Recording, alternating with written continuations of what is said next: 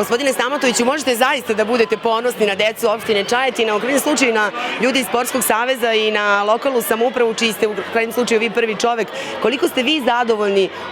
onim što smo zajedno uradili za ovih 5 godina? Pa svakako moramo biti zadovoljni jer ovaj broj dece ovde koji dolazi na Zlatibor i mi koji odvajamo ozbiljna sredstva u budžetu opštine Čajetina za razvoj te sportske infrastrukture jeste taj doprinos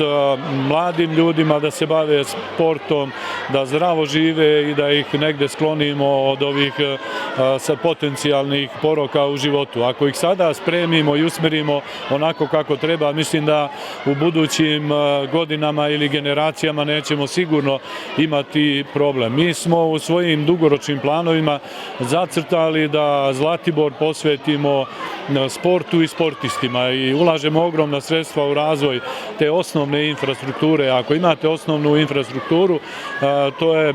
preduslov da možete i da organizujete i da primite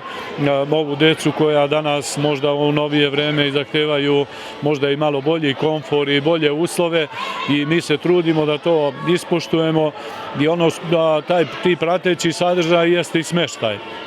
Morate da obezbedite i adekvatan smeštaj za decu, da lako dođu bezbedno ovde da borave i da